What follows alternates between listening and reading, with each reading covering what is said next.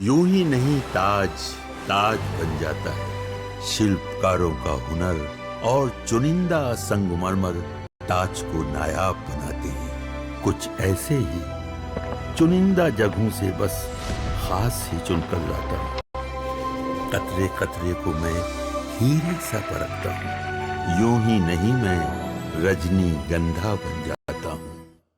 नमस्कार, पाठशाला की वीकेंड वाली एक्स्ट्रा क्लास में आप सभी का बहुत स्वागत। मैं हूं सुशांत सिन्हा। आज की एक्स्ट्रा क्लास जियोपॉलिटिक्स में बने एक्स्ट्रा ऑर्डिनरी सिचुएशन पर है। दुनिया के नाराज फूफा बने घूम रहे ट्रंप का दिमाग ऐसा घूमा कि दुनिया के बड़े बड़े देशों के रिश्तों का पूरा समीकरण ही घूम गया है। भारत चीन की नजदीकियां बढ़ रही हैं, रूस भारत मिलकर अमेरिका को ठेंगा दिखा रहे हैं। उधर ट्रंप के देश में ही बेइज्जती हो रही। यूएन में अमेरिका की पूर्व राजदूत और ट्रंप की पार्टी की नेता निक्की हेली तक कह रही हैं कि भैया ये ट्रंप ब्लंडर कर रहे हैं भारत से दुश्मनी करके। लेकिन ट्रंप हैं, वो तो अपने धुन में भाग रहे हैं। भारत और पीएम मोदी का कद और किरदार ग्लोबल लेवल पर कैसा है, इसको आज की डेट में समझना कोई रॉकेट साइंस थोड़ी है। ट्रंप पुतिन अलास्का में मिलते हैं तो पुतिन फोन करके पीएम मोदी को बताते हैं कि हाँ भाई वहां ये हुआ है। उधर चीन और भारत साथ आने का सार्थक प्रयास करते दिख रहे हैं। रेयर अर्थ मटेरियल पर लगा प्रतिबंध चीन ने हटा लिया है, फर्टिलाइजर पर से प्रतिबंध हटा लिया है।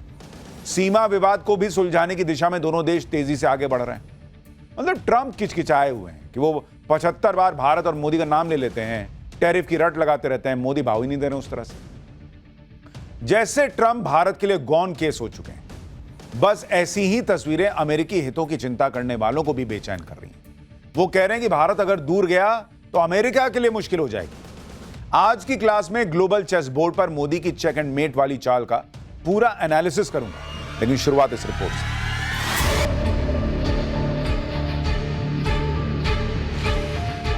उम्रे दराज मांग के लाए थे 4 दिन, 2 आरजू में कट गए, 2 इंतजार में। ट्रंप इंतजार में है, कर के चक्कर में कर खाली हैं। कर यानी टैक्स और दूसरा कर यानी हार। टैरिफ वाले पैतरे में सब एक एक कर फंसे, लेकिन भारत ने अपने स्वाभिमान से समझौता नहीं किया और ट्रंप की टैरिफ वाली नाइंसाफी के आगे झुकने से मना कर दिया।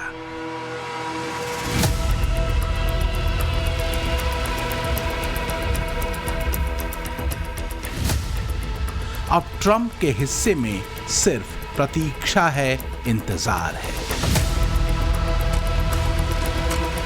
प्रतीक्षा बेचैन करती है, ट्रंप बहुत बेचैन है।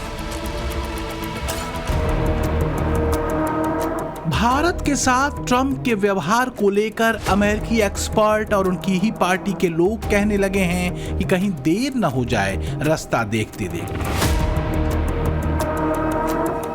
क्योंकि न तो ये भारत 2014 से पहले वाला है और ना ही भारत के प्रधानमंत्री। अमेरिका की कमान का हिस्सा रहे लोग ट्रंप को ऐतिहासिक गलती करने वाला बता रहे हैं। वो पीएम मोदी से कह रहे हैं कि फिलहाल तो उन्हें सही वक्त का इंतजार करना चाहिए। पोटस यानी प्रेसिडेंट ऑफ यूनाइटेड स्टेट्स की छवि इतनी लाचार, इतनी अविश्वसनीय और इतनी कौतुक भरी कभी नहीं थी जितनी ट्रंप के दौर में हो चुकी है।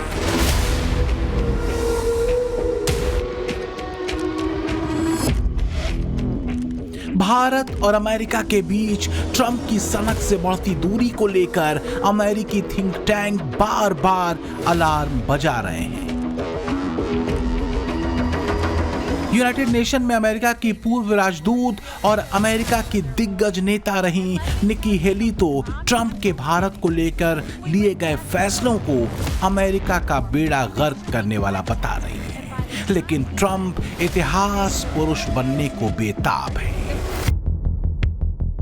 निक्की हेली ने न्यूज़वीक में एक लेख लिखा कि ट्रंप सरकार की विदेश नीति के 2 प्रमुख लक्ष्य चीन को पछाड़ना और शक्ति के जरिए शांति हासिल करने में भारत अहम भूमिका निभा सकता है। बावजूद इसके हालिया घटनाक्रमों ने भारत अमेरिका रिश्तों में तनाव बढ़ा दिया है। निक्की हेली ने विशेषज्ञों का हवाला देते हुए लिखा कि भारत को चीन की तरह विरोधी मानना एक बड़ी भूल होगी। भारत को दंडित करना अमेरिका की एशिया रणनीति को कमजोर कर सकता है।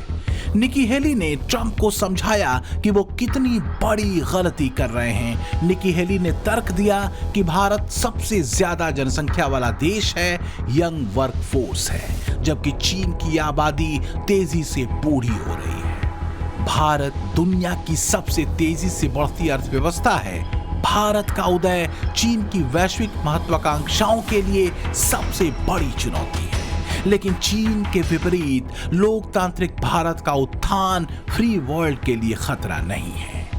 निकी हेली आगे लिखती हैं कि अगर भारत अमेरिका के बीच व्यापारिक विवाद गहरा गया तो सबसे बड़ा फायदा बीजिंग को होगा, जो दोनों को एक दूसरे के खिलाफ खेलने की कोशिश करेगा। निकी हेली ने कुछ एक्सपर्ट्स का हवाला देते हुए यह भी कहा कि अमेरिका के लिए सबसे बड़ा सबक यह है कि चीन का सामना करना है तो भारत को दोस्त बनाए रखना जरूरी है।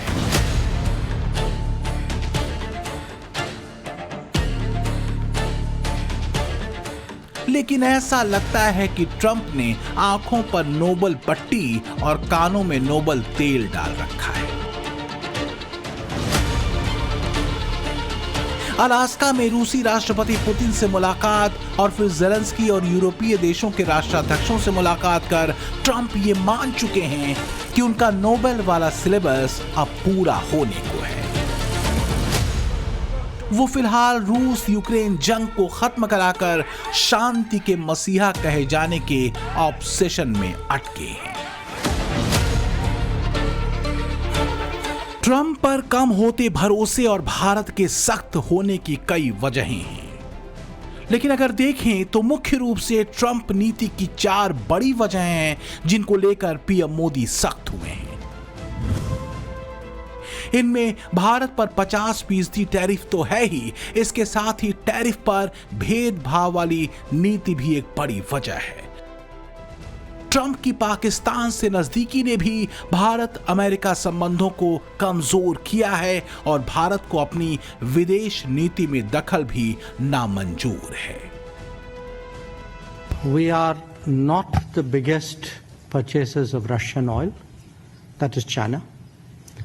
We are not the biggest purchasers of Russian LNG. I'm not sure, but I think that is the European Union. We are not the country which has the biggest trade surge with Russia after 2022. I think there are some countries to the south. We are a country where actually the Americans said for the last few years that we should do everything to stabilize the world energy markets, including buying oil from Russia. Incidentally, we also buy oil from America, and that amount has been increasing. Trump की दिक्कत यह है कि वो तेल नहीं, तेल से ज्यादा तेल की धार देख रहे हैं। तेल की वो धार जो रूस से भारत की तरफ है, लेकिन जो सच भारत कहता है उस पर वो आंखें बंद कर लेते हैं। ट्रंप को लगता है कि मोदी को अपने शर्तों पर झुकाया जा सकता है। ट्रंप को लगता है कि उनकी दादागिरी के आगे जैसे बाकी देश झुकते हैं, भारत भी झुक जाएगा। लेकिन यही वो भूल कर बैठते हैं। मुश्किल और टफ समय में भारत और पीएम मोदी सबसे ज्यादा मजबूत होकर उभरे हैं। इसको समझने के लिए हमें इतिहास के ज्यादा पन्ने पलटने की जरूरत नहीं।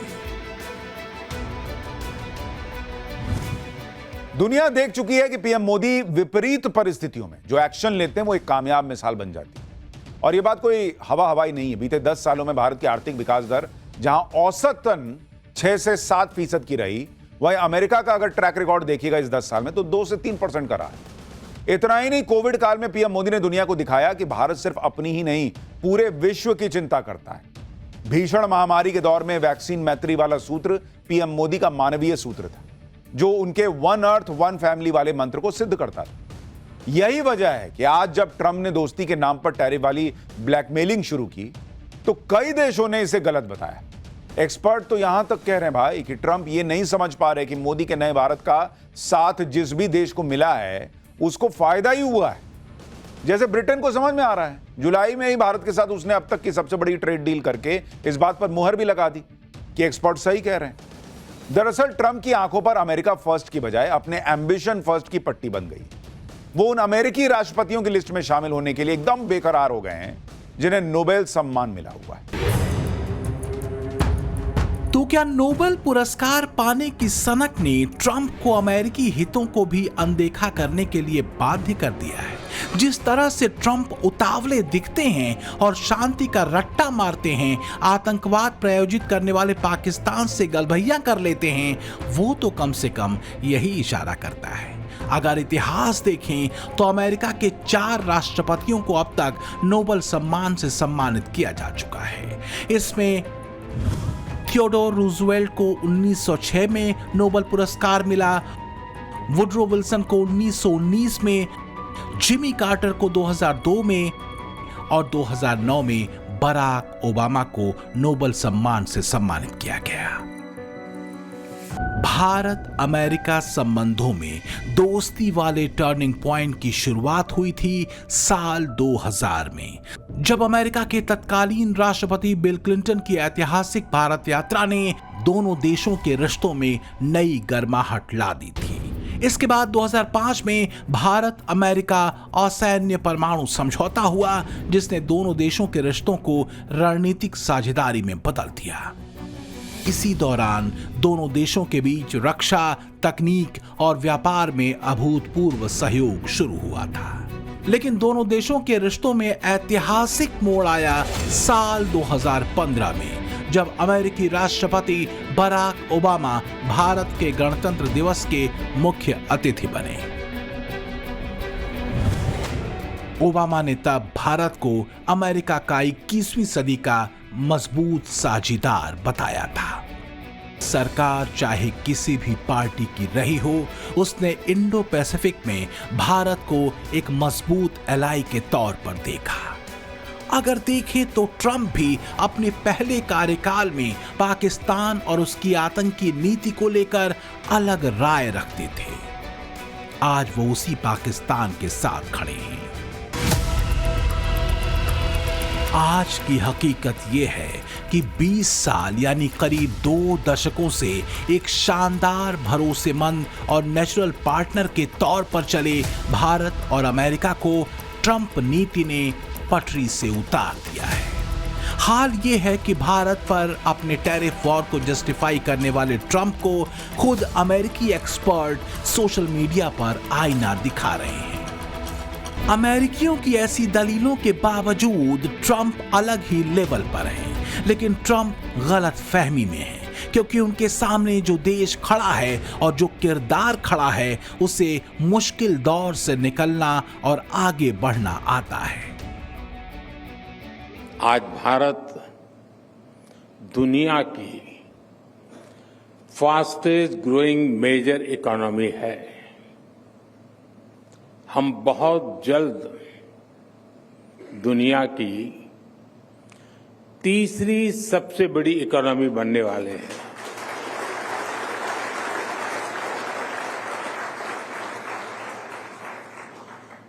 एक्सपर्ट कह रहे हैं कि दुनिया की ग्रोथ में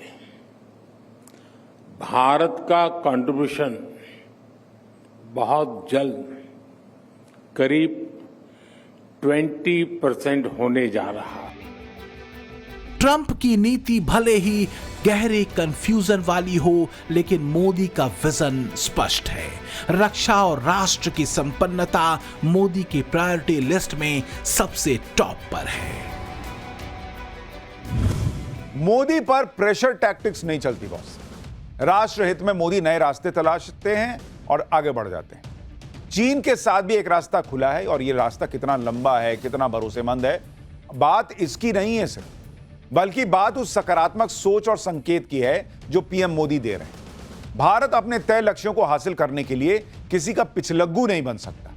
2014 के पहले और अब के भारत में यही बड़ा अंतर है। 2014 में पीएम मोदी ने जब देश की सत्ता संभाली, तब उन्होंने एक मौका चीन को तब भी दिया था, और अमेरिका से भारत के संबंधों को भी परस्पर सहयोग और भरोसे की दिशा दी। मोदी नए विकल्प खोजने और खोलने में यकीन करते हैं। यही सकारात्मक पक्ष है। नए संबंधों के लिए वो पुराने संबंधों को कमजोर नहीं पड़ने देते। रूस के साथ संबंधों की कीमत भारत ने ट्रंप के टैरिफ वॉर को झेलकर चुकाई, लेकिन मोदी झुके नहीं। दुनिया ये देख रही है और सच यह है कि मोदी का यही रुख उन पर दुनिया के भरोसे को कई गुना बढ़ा देता है। यही वजह है कि ट्रंप के टैरिफ वार पर अब अमेरिकी एक्सपर्ट ट्रंप को ही कोस रहे हैं।